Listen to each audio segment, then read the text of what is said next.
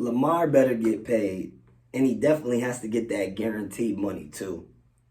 What a win, Baltimore. What a win. What's up, guys? Welcome to another episode of All Smoke All 32 with Aaron Givens. Now, I'm going to make this video kind of quick, and we're going to do it just like this. We got the Broncos and the Jags going into Wembley Stadium. Russell coming back, full practice participant. They upgraded and put Divine O for the running back on the 53-man roster and looking to get some snaps, and actually got promoted before veteran Marlon Mack.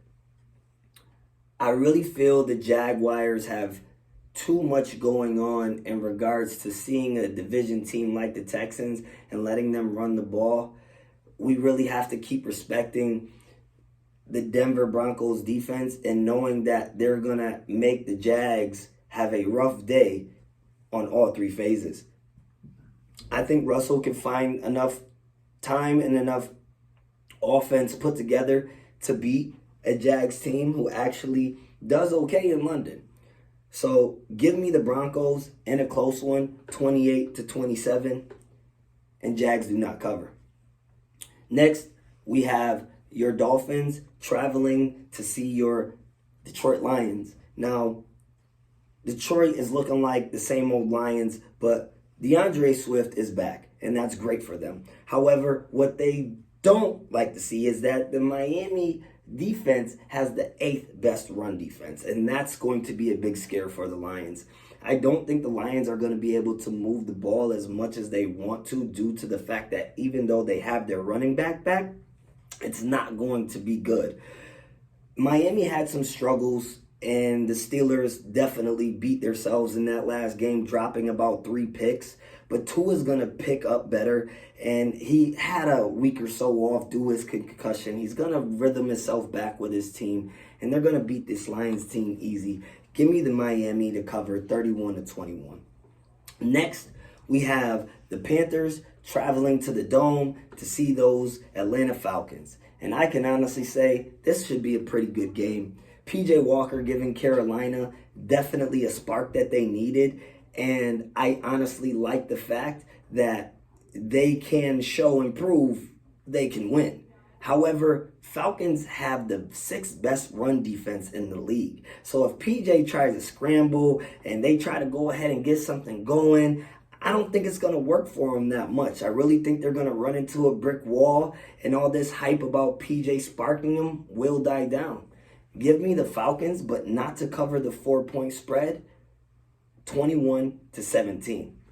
Next, we have these Vikings. These Vikings are at home against these Cardinals. Both of these teams, I think season is going to switch after this game.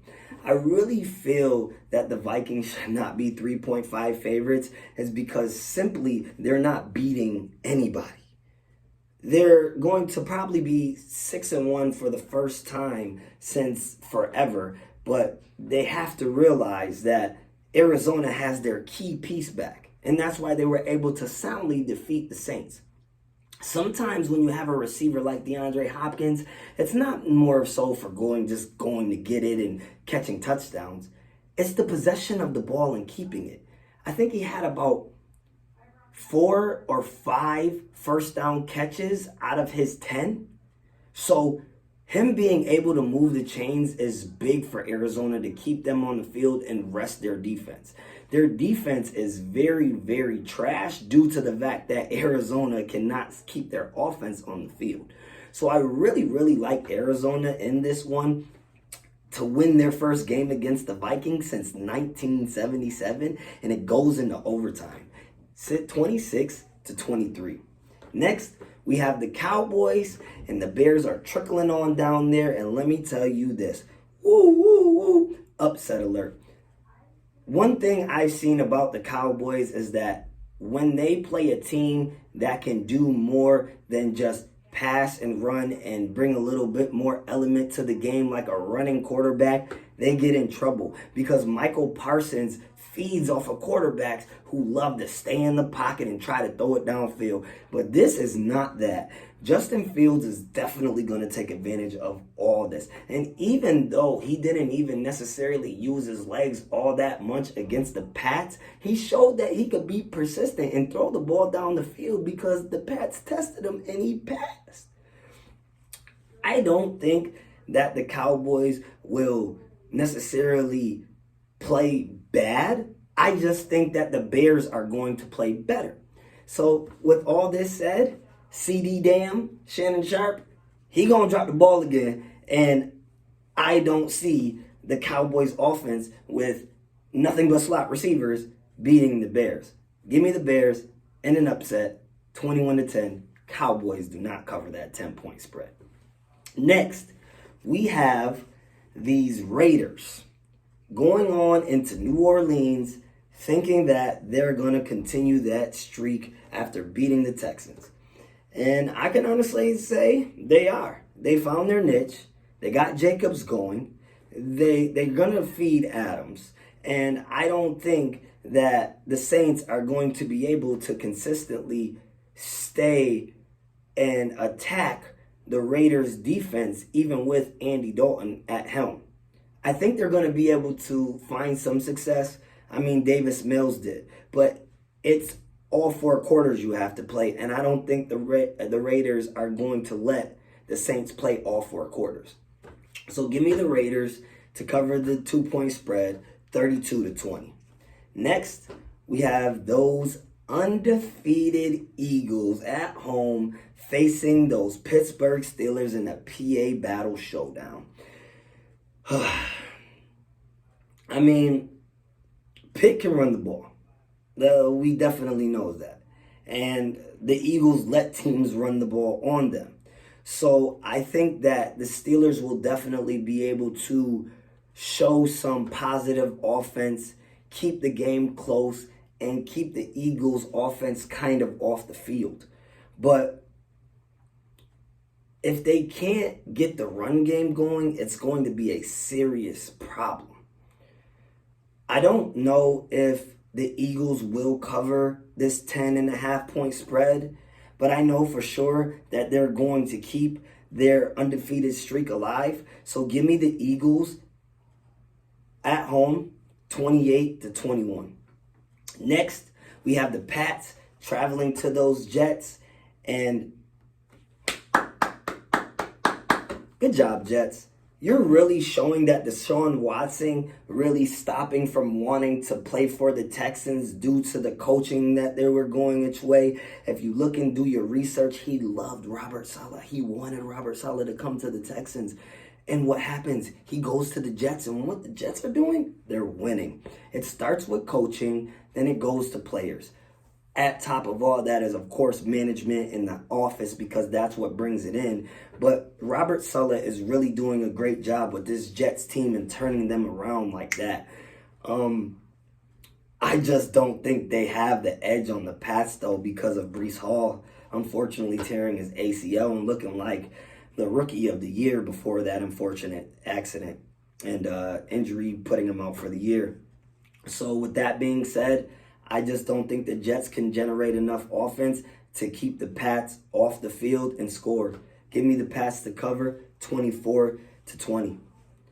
Next, we have those Texans facing and going at home against those Titans. Now, I can honestly say I've been waiting for Tannehill to finally be like, he's not the man. Bring in Malik Willis. But like I said, just our luck, it'll be against us. It's not fully because of his play. He has an illness and injury. So it's going to be the Malik Willis show. And we've seen in the preseason that this kid honestly can throw some passes and make some runs that we haven't really seen from rookie quarterbacks. And a team to prepare for a quarterback that they're basically going to have to watch preseason and college film on, it can be tough. But Grugier Hill asked for a leave. Thank you, sir. You quit on us. You wanted to go somewhere better. Good riddance. You were solid, but you're acting like you were the big difference maker in why we won one game. So I believe Harris is going to come and have a breakout game. And I really think we're going to be able to pull, if you want to call this an upset, even though we're a 1-point favorite. So take the Texans in the win, 20-17. Next, we have, honestly, the game of the week, in my opinion. The Giants going in to see the 12 in Seattle. Now, Seahawks being a 3.5-point favorite, understandably so because they're at home. But when the run for the Seahawks gets going, they definitely have some positive plays due to the play action with Geno Smith. And I really feel if Russell doesn't pick it up and we see the Broncos just going flat for the rest of the season and the Seahawks still finding ways to win without him, I really think that Russell is and might just be a system QB. Because Geno is doing this out of nowhere. And I really think that Pete Carroll really has this system that can help and move the ball, arguably so, because they're the team to beat in the NFC in their division. So I think that the Giants are going to win this game simply because Saquon is going to run. I looked and did my research. When a team run against the Seahawks, they can't stop them. They come close, but they don't win. So give me the Giants in a close one, 28-23.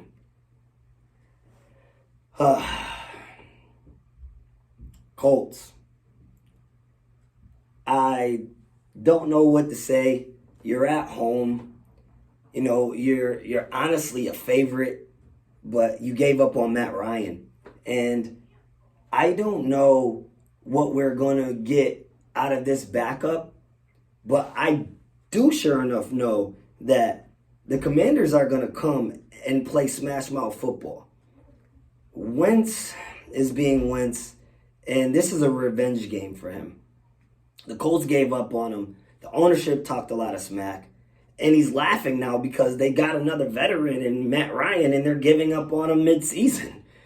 So I really want Washington to win this game. I know I don't like the Colts, but they just don't look like they know what they're doing. Like, to give up on a guy who's literally a vet, and yes, he's throwing interception after interception, but I mean, look at Jameis Winston and what he was doing. They were still finding a way to stay competitive. He just won a division game, and you're giving up on him because he threw some more interceptions? Give me Washington. Don't take the Colts -3. 21-17. That's it. 49ers, I mean, you're going into the Rams Stadium, and arguably so, McVay still has his struggles against Shanahan, but I think that Debo being out, I don't know why they're a 1-point favorite. The Rams have not really shown us things that pop out and say they are the defending Super Bowl champions. And I really feel them letting go Von Miller really hurt them. But I don't think that CMC is going to be the big hang difference for the 49ers to overcome Debo being out. Give me the Rams to beat the 49ers in overtime, 27-24. Next, and finally, we have your Packers that everybody cannot stand right now going against your lovable, everybody's favorite Buffalo Bills. Nobody circles the wagon like the Buffalo Bills. Chris Berman said his best. And this 10.5-point favorite is not something you should take. Aaron Rodgers has been struggling due to a lot of reasons, and the main one I feel is because the Packers feel after all these years he continuously can make receivers be great. He has Lazard, a old Cobb. Like, how do you expect to get rid of Devontae Adams and regardless of who your quarterback is to still make things happen? Even Tom Brady has veterans and receivers that are just eye-popping, and he knows he needs this because of where he's at in his career. So instead, you pay Rodgers all this money. The O-line is barely blocking. Aaron Jones is balling out, basically his best receiver, and you expect him to win. No. The Bills are going to win, and they're not going to cover. They'll win by 9, and it will be 31-23. 22, excuse me. That's all I have for this episode of All Smoke, All 32. And I can't wait to see you guys for my Monday night pick and my Week 8 reactions. See.